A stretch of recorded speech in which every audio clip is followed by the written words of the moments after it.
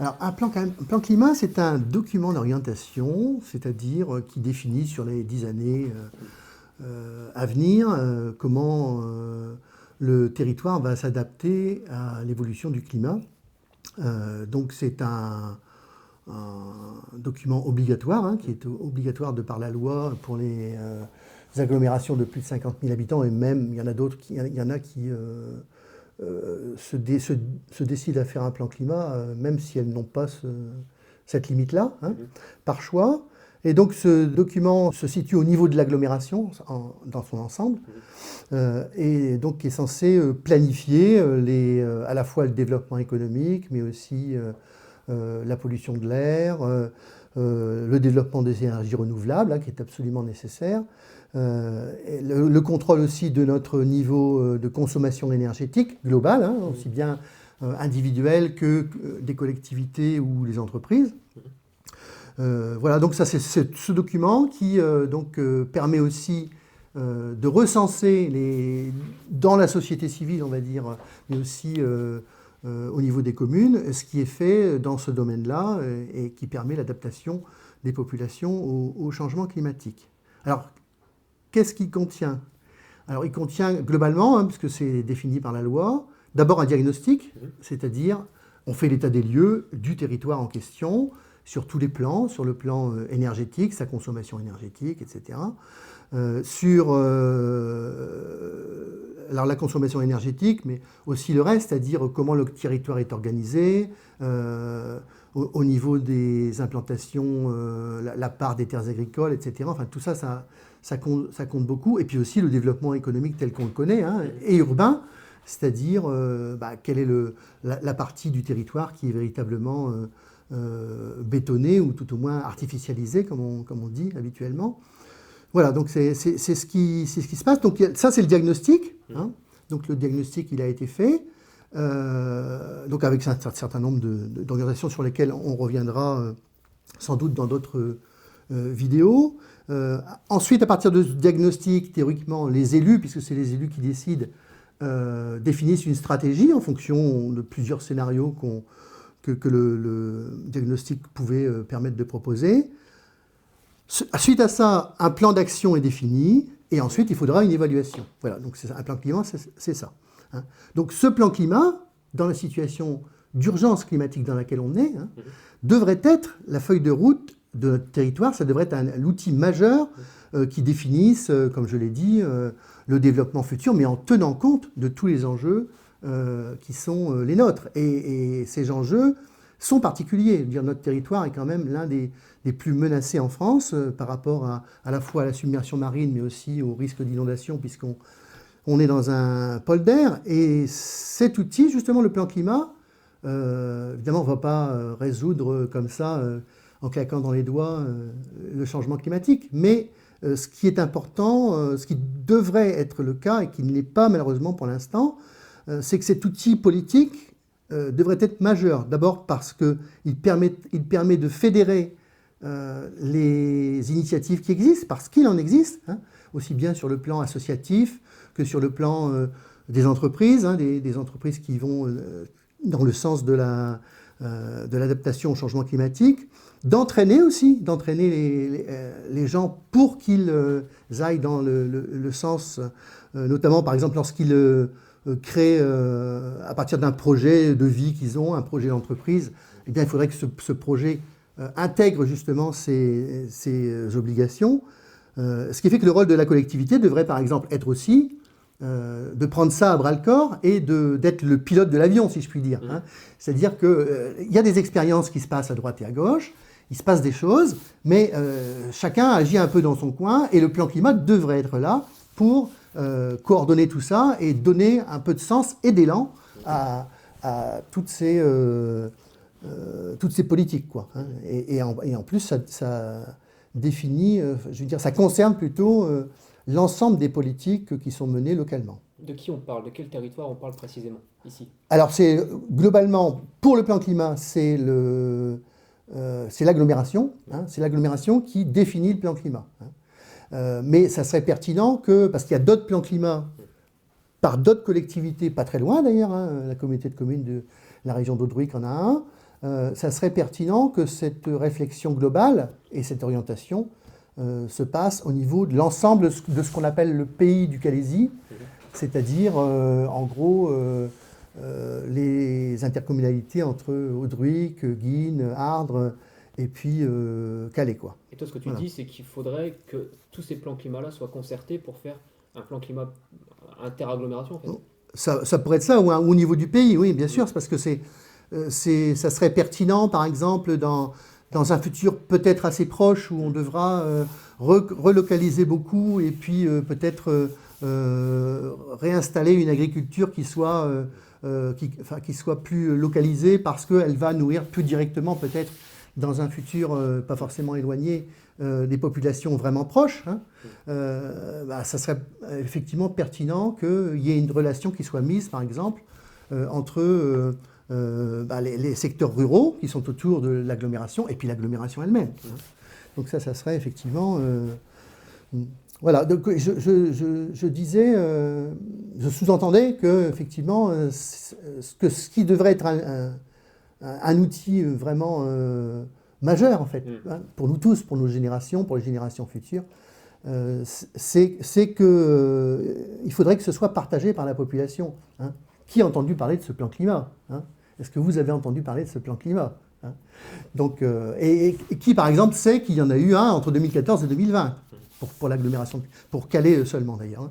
Mais non, les gens sont pas au courant parce qu'il n'y a pas de communication, parce que sur ce sujet, parce qu'il n'y a pas de concertation et d'implication non plus de la population, alors qu'on sait que c'est des enjeux majeurs et que ce sont des enjeux qui ne sont pas faciles à aborder, hein, parce qu'on s'en va vers de la modification des habitudes et de l'anticipation beaucoup de choses et de manière à la fois de vivre personnellement, mais aussi de construire le développement du secteur pour que vraiment on prenne en compte ce qui ne va pas manquer de s'aggraver, quoi. On parle peut-être de problèmes de publicité de ce plan climat, mais est-ce qu'il n'y a pas aussi quelque chose de l'ordre de la pensée chez les gens, qu'on ne sait pas à l'échelon local qu'on sauvera le climat, qu'on va faire quelque chose? Alors oui,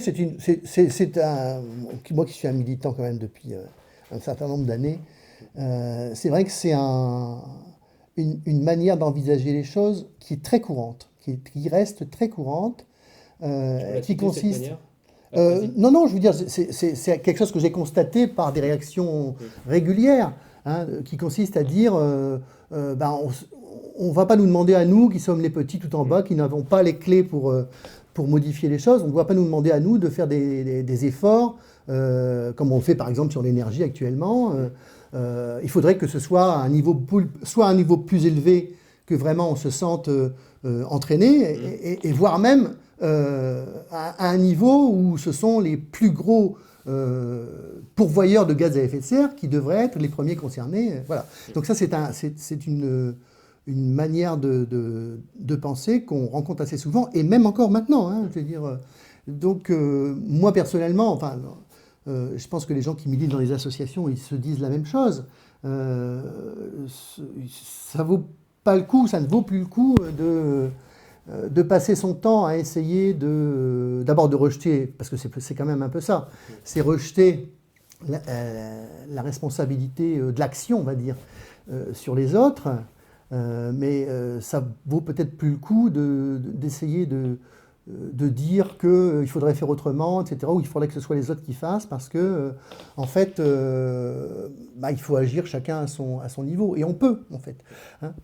Et on disait que, justement, ce que tu disais, c'est que les gens, ils voudraient que ça se passe un peu au-dessus, mais justement, un plan climat, même au niveau d'une agglomération, ça peut déjà être ça.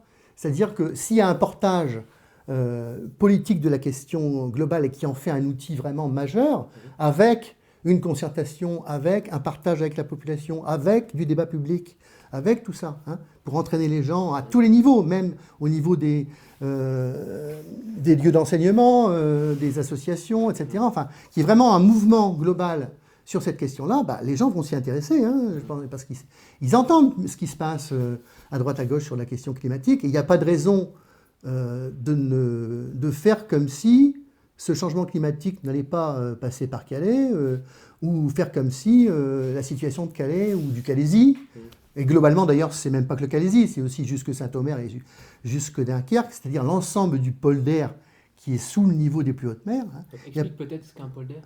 Un polder, c'est un territoire qui a été gagné sur la mer, parce que la mer rentrait, sortait, parce que c'est un territoire qui est relativement plat. Hein. Et donc depuis 1000 ans, ce polder, qui en gros correspond au triangle Calais, Dunkerque, Saint-Omer, a été gagné sur la mer, puisqu'on a, grâce au cordon littoral qui s'est installé au fur et à mesure, qui fait barrage à la mer, et aussi depuis l'installation des stations de pompage, qu'on va voir peut-être tout à l'heure, montre qu'il faut absolument préserver ce territoire. Il faut quand même rappeler qu'il y a près de 500 000 personnes qui y vivent, hein, c'est-à-dire l'équivalent d'un département, qui vivent dans ce territoire triangulaire, le polder. Et donc ce polder, comme il a été gagné sur la mer, puisqu'on a contrôlé l'eau en fait, qui s'écoule, avec les 1000 km de canaux et de watergans, du coup ça libère des terres qui sont très riches pour la culture, et c'est ce qu'on a fait depuis 1000 ans. Aujourd'hui, c'est un territoire qui est très occupé par les cultures et par l'urbanisation, mais qui est situé sous le niveau des plus hautes mers, déjà maintenant. Hein. Donc ça veut dire qu'il faut le préserver, y faire très attention. Très concrètement, ça concerne quelle commune, par exemple? Qu'est-ce qui pourrait se passer? On en parlera peut-être un peu plus franchement tout à l'heure. Ce qui pourrait se passer, c'est qui deviennent de plus en plus difficile de vider l'eau qui descend des hauteurs, hein, de l'Artois, des collines, etc., qui est de l'eau d'écoulement normale. Hein. Mais quand il y a des pluies importantes, du coup, cette eau reste plus en surface. Et comme le terrain est extrêmement plat, c'est difficile de le faire écouler. Donc le système d'écoulement fait que, d'abord, on a réparti sur tout le territoire, hein, pour que l'eau puisse quand même s'écouler vers la mer. Et ce qui pourrait se passer, c'est des inondations, concrètement. Hein. Donc des inondations, il y a un risque d'inondation qui se produisent déjà, hein, de temps en temps. Il y a pas longtemps, il a plu énormément. Donc le système de watering fonctionne bien, il fonctionne, mais on va devoir faire appel de plus en plus au système de pompe qui vide à la mer, parce que la fenêtre de vidage entre l'augmentation du niveau de la mer et puis le vidage de cette eau qui de toute façon, elle, continue de se vider de la même manière. Soit on la vide vraiment à la mer, soit on la garde, et du coup, si on la garde, elle nous inonde, quoi. Hein. Donc c'est simple. Alors, le système, il fonctionne quand même, il fonctionne bien, hein, mais il faut faire très attention à ça, et il faut justement mener conjointement, localement, des politiques qui tiennent compte de ça, et qui ne continuent pas, par exemple, de bétonner, d'artificialiser les terres sur un polder qui, on le sait, pour pouvoir bien intégrer des inondations qui, sans doute, se produiront, qui vaudrait mieux rendre le plus perméable possible. Hein. Donc les communes, toutes les communes sont concernées, hein, toutes les communes du secteur, hein, sauf celles qui sont déjà sur les hauteurs. Et tout ça, c'est grâce au plan climat? Alors le plan climat doit être un outil, en fait, de communication de toutes ces données-là, de toutes ces questions-là, le plus simplement possible. J'espère que c'est ce que je parviens à faire. Pour que les gens se rendent compte d'abord du fonctionnement du territoire sur lequel ils vivent, parce que tous les éléments, ils les voient tous les jours, mais ils ne savent pas, la plupart du temps, et très très majoritairement, ils ne savent pas comment fonctionne ce territoire. Hein. Ils ne savent pas qu'on pourrait facilement être inondé s'il y avait un bug quelque part, quoi. Hein. Donc ce qui est important, c'est la communication là-dessus, et ça, jusqu'ici, ça n'a pas existé, tout au moins pas sur Calais. Sur Dunkerque, oui, mais pas sur Calais. Donc nous, en tant qu'association, c'est ce qu'on essaye de faire, hein, sur cette question-là. Et globalement, le plan climat, il devrait pouvoir justement utiliser toutes ces problématiques, principalement pour la diffusion qui permet justement aux gens de prendre en compte un fonctionnement que pour l'instant ils ne connaissent pas bien, et qu'ils en mesurent les enjeux pour le futur, quoi. Donc c'est ça qui est... À mon avis, au niveau du plan climat, c'est vraiment... fédérer les initiatives qui existent, hein, les acteurs qui travaillent dans ce domaine-là, il y en a, hein, et puis surtout, vraiment descendre dans l'arène, je dirais, porter politiquement au niveau de l'agglomération cette question-là, et puis descendre dans l'arène à toutes les occasions qu'on peut avoir pour essayer d'entraîner la population là-dessus, à la fois en tant qu'individu, mais aussi en tant que collectif, entreprise, etc.